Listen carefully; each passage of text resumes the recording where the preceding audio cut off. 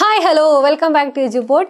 നമ്മളിപ്പോൾ +1 സോഷ്യോളജിയുടെ essay questions, അതായത് മോഡൽ എക്സാമിനൊക്കെ ഇമ്പോർട്ടൻ്റ് ആയിട്ടുള്ള ഈ ഒരു പൊതുവെ കഴിഞ്ഞ വർഷങ്ങളിലൊക്കെ മോഡൽ എക്സാമിന് ചോദിച്ചു കണ്ടിട്ടുള്ള കുറച്ച് എസ്സേ ക്വസ്റ്റ്യൻസ് ഡിസ്കസ് ചെയ്യാൻ വേണ്ടിയിട്ടാണ്.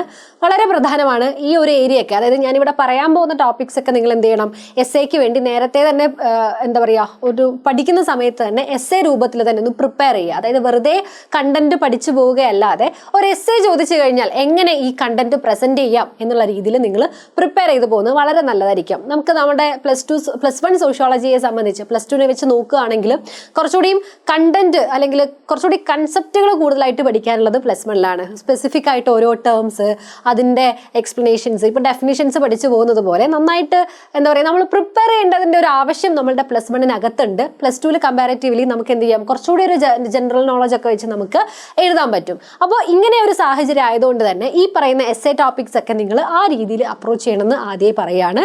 നേരത്തെ തന്നെ എക്സാമിന് പോകുന്നതിന് മുന്നേ തന്നെ എന്ത് ചെയ്യുക, ഈ പഠിക്കുന്ന സമയത്ത് ഒരു രൂപം മനസ്സിലുണ്ടാക്കി വെക്കുക. ഇത് എസ്സേ ആയിട്ട് വരികയാണെങ്കിൽ ഞാൻ എങ്ങനെ എഴുതും, എങ്ങനെ തുടങ്ങണം, ഏതൊക്കെ സബ് ഹെഡിങ്സ് കൊടുക്കണം, ഏതൊക്കെ പോയിന്റുകൾ ഉൾപ്പെടുത്തണം എന്നുള്ളൊരു രൂപരേഖ മനസ്സിൽ തയ്യാറാക്കുക.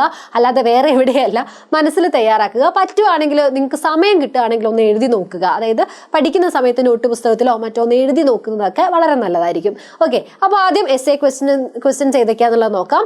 Explain 6 features of caste system emphasised by GS Ghurye. നമ്മുടെ GS ഘുരെ പ്രാധാന്യം നൽകിയിട്ടുള്ള ജാതി വ്യവസ്ഥയുടെ 6 സവിശേഷതകൾ വിവരിക്കുക.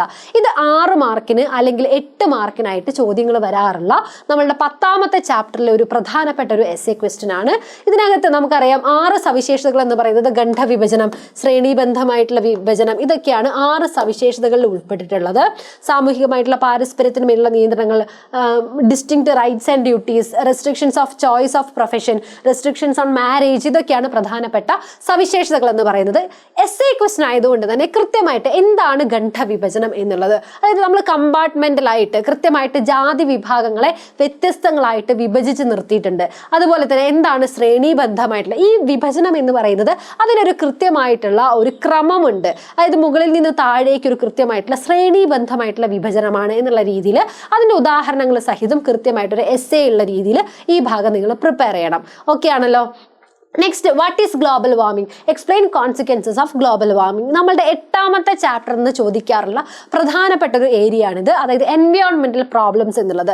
ഒന്നുകിൽ വാട്ട് ആർ ദ മേജർ എൻവയോൺമെന്റൽ പ്രോബ്ലംസ് ആൻഡ് ഇഷ്യൂസ് എന്നുള്ള രീതിയിൽ നിങ്ങളുടെ എല്ലാ എൻവയോൺമെന്റൽ പ്രോബ്ലംസും എഴുതാനായിട്ട് ചോദിക്കും. അങ്ങനെയാണെങ്കിൽ പ്രധാനപ്പെട്ട ആഗോളതലത്തിലുള്ള പാരിസ്ഥിതിക പ്രശ്നങ്ങൾ ഏതൊക്കെ എന്നാണ് ചോദ്യമെങ്കിൽ നിങ്ങൾക്ക് അവിടെ എന്തെഴുതാം, വിഭവശോഷണം, മലിനീകരണം, ആഗോളതാപനം, ജനിതക മാറ്റം വരുത്തിയ ജീവജാലങ്ങൾ അവർ വ്യത്യാസങ്ങൾ എന്തൊക്കെയാണ്, അതുകൊണ്ടുണ്ടായിട്ടുള്ള പ്രശ്നങ്ങൾ എന്തൊക്കെയാണ്, ഇതൊക്കെ നിങ്ങൾക്ക് എന്ത് ചെയ്യാം, അവിടെ അങ്ങനെ ഒരു ചോദ്യം വന്നിട്ടുണ്ടെങ്കിൽ എല്ലാത്തിനെ കുറിച്ചും അതിനകത്ത് എഴുതണം.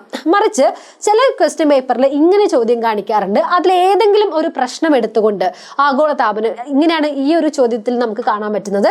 ആഗോളതാപനം എന്നാൽ എന്ത്, അതിൻ്റെ എന്തൊക്കെയാണ് അനന്തരഫലങ്ങൾ, ആഗോളതാപനം കൊണ്ടുണ്ടാവുന്ന അനന്തരഫലങ്ങൾ എന്തൊക്കെയെന്നൊക്കെ നമുക്ക് അത്തരത്തിലൊരു പ്രീവിയസ് ഇയർ ക്വസ്റ്റ്യൻ ആണ്. അപ്പോൾ നോക്കുക, ഇങ്ങനെ ചോദിക്കുന്ന സമയത്ത് നിങ്ങൾ എന്ത് എഴുതുന്നുള്ളൂ, ആഗോളതാപനത്തെക്കുറിച്ചും പാരിസ്ഥിതിക പ്രശ്നങ്ങൾ പൊതുവായിട്ട് ഇതൊക്കെയാണെന്ന് നിങ്ങൾക്ക് അവിടെ വേണമെങ്കിൽ സൂചിപ്പിക്കാം. പിന്നെ അതിൻ്റെ കൂടെ എന്തെഴുതാം, ഇതൊക്കെയാണ് ആഗോളതാപനത്തിനെ കുറിച്ചും ഇതൊക്കെ നിങ്ങൾക്ക് എഴുതാം. അത്തരം കാര്യങ്ങളാണ് അവിടെ എഴുതേണ്ടത്. ഇവിടെ നിങ്ങൾ ആദ്യം പാരിസ്ഥിതിക പ്രശ്നങ്ങൾ എന്താണെന്ന് എഴുതുക, അതിനുശേഷം ആഗോളതാപനം എന്നാൽ എന്ത്, അതിൻ്റെ അനന്തരഫലങ്ങൾ എന്തൊക്കെയാണെന്നുള്ളതാണ് നമ്മളിവിടെ ചർച്ച ചെയ്യുന്നത്.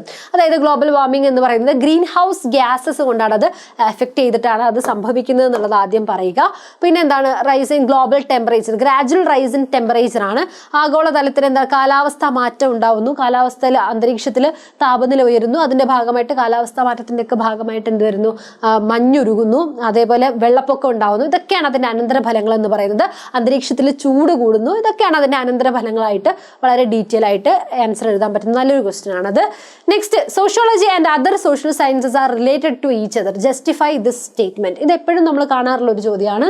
സമൂഹശാസ്ത്രം മറ്റ് സമൂഹശാസ്ത്ര വിഷയങ്ങളുമായിട്ട് എങ്ങനെ ബന്ധപ്പെട്ടിരിക്കുന്നു എന്നുള്ളത്. അവിടെ നിങ്ങൾക്ക് എന്തൊക്കെ എഴുതാം, sociology and it's relationship with other social sciences. ഇപ്പോൾ ഹിസ്റ്ററി ഉണ്ട്, എക്കണോമിക്സ് ഉണ്ട്, അതേപോലെ ആന്ത്രപ്പോളജി ഉണ്ട്, സൈക്കോളജി ഉണ്ട്. ഇതൊക്കെ ആയിട്ടുള്ള ബന്ധങ്ങൾ എന്തൊക്കെയാണെന്നുള്ളത് അവിടെ കൃത്യമായിട്ട് എഴുതാം. Next, what is social stratification, caste and class are 2 different forms of stratification, discuss. എന്താണ് സാമൂഹിക ശ്രേണീകരണം, ജാതിയും വർഗവും തമ്മിലുള്ള വ്യത്യാസം എന്തെന്നുള്ളതൊക്കെ നമുക്കിവിടെ ചർച്ച ചെയ്യാം. അപ്പോൾ എന്താണ് സാമൂഹിക ശ്രേണീകരണം എന്നുള്ളത് നിങ്ങൾ പഠിച്ചു വെക്കണം. സമൂഹത്തിലെ സംഘങ്ങൾക്കിടയിൽ നിലനിൽക്കുന്ന ഘടനാപരമായ അസമത്വത്തെ നമുക്ക് എന്ത് പറയാം? സാമൂഹിക ശ്രേണീകരണം എന്ന് പറയാൻ പറ്റും.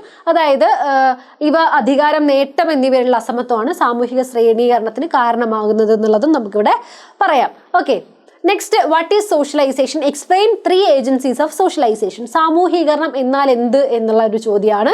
മനുഷ്യനെ സാമൂഹ്യ ജീവിയാക്കുന്ന ഒരു പ്രക്രിയയാണ് സാമൂഹീകരണം എന്ന് പറയുന്നത്. ഇത് ജനനം മുഴുവൻ മരണം വരെ നീണ്ടു കിടക്കുന്നു. മനുഷ്യനെ ഒരു സാധാരണ ജീവിയായിട്ട് ജനിക്കുന്ന മനുഷ്യരുടെ ഈ സ്വഭാവങ്ങളൊക്കെ രൂപീകരിക്കപ്പെടുന്നത് സാമൂഹീകരണത്തിലൂടെയാണ് തുടങ്ങിയ പോയിന്റുകളൊക്കെ നിങ്ങൾക്ക് അവിടെ എഴുതാം. പിന്നെ പ്രധാനപ്പെട്ട ഏജൻസികൾ ഏതൊക്കെയാണ്? കുടുംബം, വിദ്യാലയം, സമസംഘങ്ങൾ, ഇതൊക്കെയാണ് പ്രധാനപ്പെട്ട ഏജൻസികളായിട്ട് വരുന്നത് എന്നുള്ളത് ഓർക്കുക. Next question, describe the merits and demerits of participant observation. പങ്കാളിത്ത നിരീക്ഷണവുമായിട്ട് നമുക്ക് ഗവേഷണത്തിന്റെ ഭാഗത്ത് നിന്ന് ചോദ്യം വരാറുണ്ട്. അതിൽ മെറിറ്റ്സും ഡിമെറിറ്റ്സും നമുക്ക് കൊടുക്കാം. അതായത് ഡീറ്റെയിൽഡ് പിക്ചർ നമുക്ക് മെറിറ്റ്സ് ആയിട്ട് പറയാൻ പറ്റുക. പാർട്ടിസിപ്പന്റ് ഒബ്സർവേഷനിലൂടെ നമുക്ക് വളരെ ഇൻഡെപ്ത് സ്റ്റഡി നടത്താം. അതുപോലെ ഫ്ലെക്സിബിൾ ആണ്, ഓപ്പൺ മൈൻഡ് ആയിട്ട് നമുക്ക് ഇത് നടത്താം. And allow correction of initial impression which may be often be mistaked or biased. നമ്മൾ ബയസ്ഡ് ആയിട്ട് നമുക്ക് ഇനീഷ്യലി ഉണ്ടായിരുന്ന ഒബ്സർവേഷൻ ഒക്കെ മാറ്റാൻ വേണ്ടിയിട്ട് ഇത് സഹായിക്കും.